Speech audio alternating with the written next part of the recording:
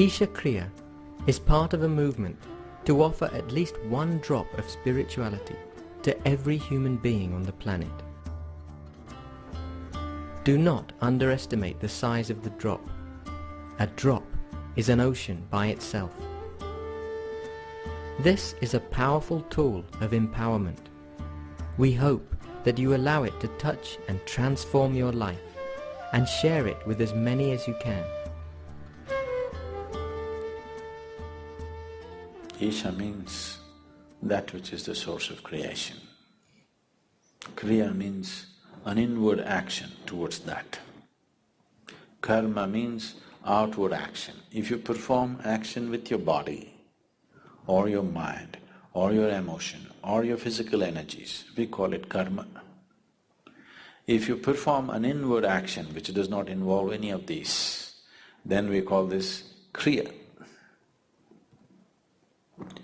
So ishakriya is an extremely simple process but a powerful tool to constantly move from untruth to truth. There are more complex and effective processes, but it needs preparation, it needs a certain type of teaching, it needs a lot of training for somebody to teach it. But this is a process, generally, all the processes, spiritual processes which move a person in this direction also involve physiological changes. Wherever physiological changes are involved, it's extremely important that the teacher is substantially trained. Otherwise, you will start generating the wacky kind of yogas that are going on all over the place, which can cause more damage than well-being. But those aspects, those processes which does not involve any kind of physiological change but brings about a spiritual transformation, which are very few, those can be taught mass. And we can empower almost anybody who at least has a little good intention in his thought and emotion to teach it. That much is there, they can teach.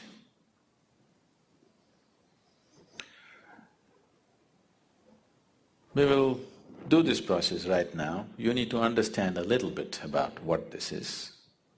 Is everybody breathing here right now? Please check.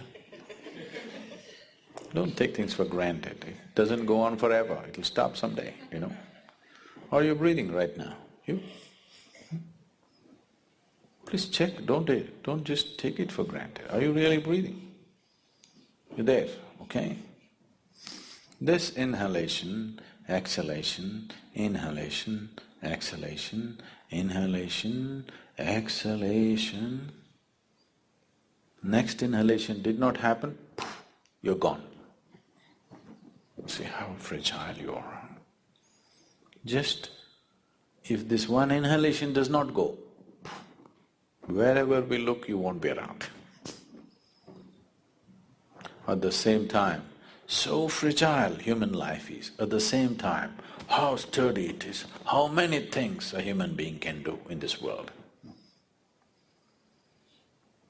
On one level, it seems to be so fragile, just look at it and see. It doesn't come back. Too fragile, isn't it? You've taken it for granted, you're not conscious about it. If you become conscious and watch it, it's a damn fragile life. At the same time, how sturdy it is, how many things it can do. This is the beauty of creation.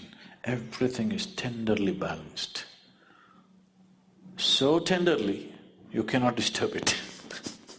Not easily, you know.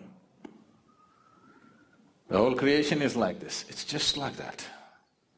That shows the mastery of the Creator.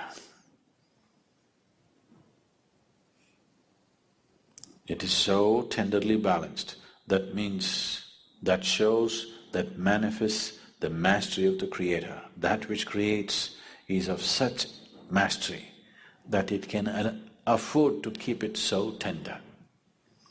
So that is the audacity of the Creator. One breath, if you do not inhale, you're gone. But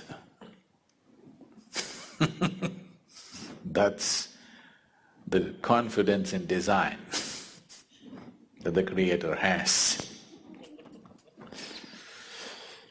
So this breath is not just about exchange of oxygen and carbon dioxide.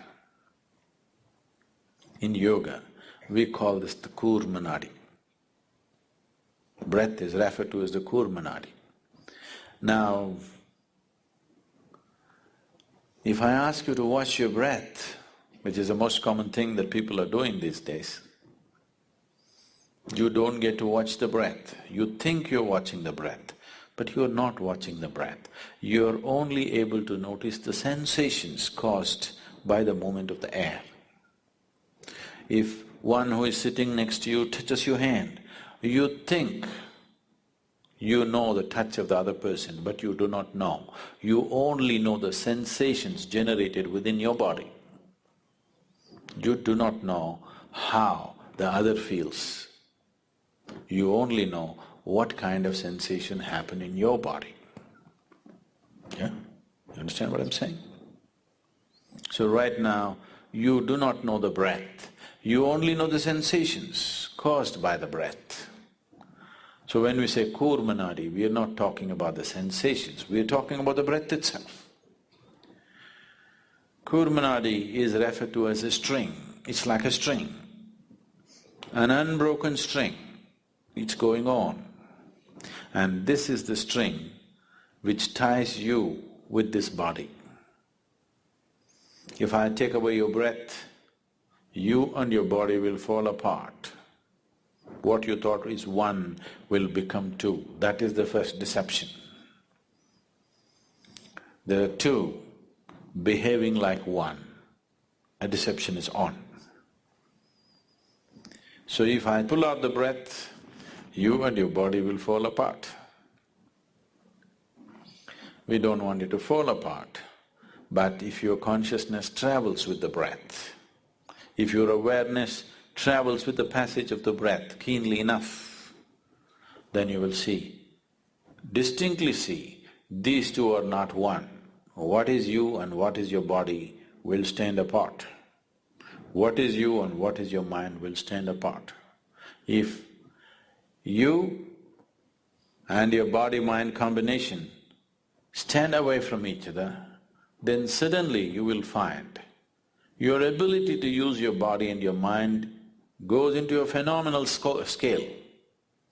If right now, if you have to count from 1 to 10, right, the highest is 10, if that is so, if you're attached or if you're involved with this body, you're less than 1. That's where it is. If these two things come apart, suddenly you can rev it up all the way to 10. Your ability to use the mind and the body is so greatly enhanced that you almost look superhuman for somebody else. But I'm telling you, this is human. This is not about being superhuman. This is about realizing being human is super. Yes, it's not a simple thing to be human.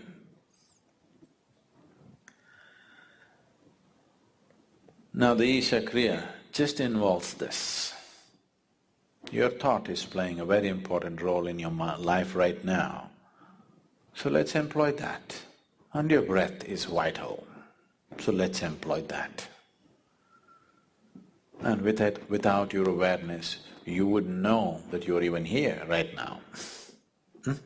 If you're not aware, you do not even know whether you're alive or dead, or whether you exist or not. So these three ingredients, your breath, your thought and your awareness, in the right combination, if you use them, you will see slowly a little bit of distance arises between you and your body. Now, you're very distinctly moving from untruth to truth.